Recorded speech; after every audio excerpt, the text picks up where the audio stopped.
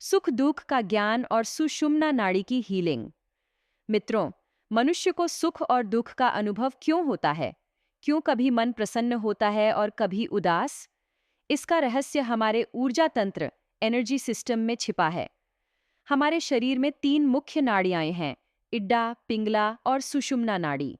इड्डा नाड़ी चंद्र ऊर्जा का प्रतिनिधित्व करती है, शांति, संवेदना और भावनाएं। पिंगला नाड़ी सूर्य ऊर्जा का प्रतीक है, क्रियाशीलता, शक्ति और निर्णय। और इनके बीच में स्थित होती है सुषुम्ना नाड़ी, जो हमारे आध्यात्मिक चेतना का मार्ग है।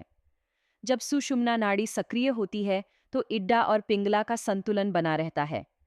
इस अवस्था में मन स्थिर रहता है, सुख और दुहक दोनों समान प्रतीत होते हैं।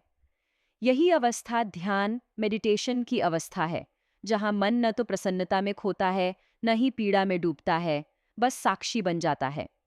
परंतु यदि सुषुम्ना नाड़ी का प्रवाह रुक जाए तो हमारी ऊर्जा केवल इडा और पिंगला तक सीमित रह जाती है। फलस्वरूप मन द्वंद्व में फंस जाता है, कभी सुख, कभी दुख, कभी भय, कभी क्रोध। ऐसे में मनुष्य बाहरी परिस्थितियों से नियंत्रित हो जाता है। सुषुम्ना नाड़ी को कैसे हील करें?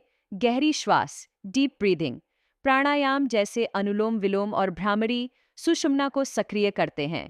ध्वनि चिकित्सा, साउंड हीलिंग, 649 हेर्ट्ज और 963 हेर्ट्ज की ध्वनियाँ सुषुम्ना मार्ग को खोलने और ऊर्जाओं को संतुलित करने में सहायक हैं।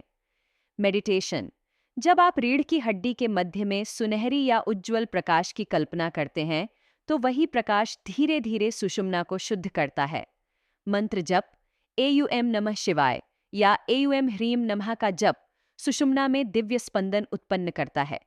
जब सुषुम्ना नाड़ी जागृत होती है तो मनुष्य अपने भीतर के आनंद को अनुभव करने लगता है।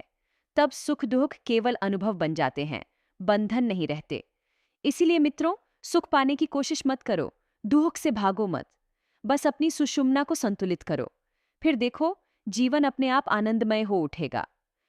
जब सुषुम्ना बहने लगती है तब जीवन रुकता नहीं, वह खिलने लगता है। धन्यवाद।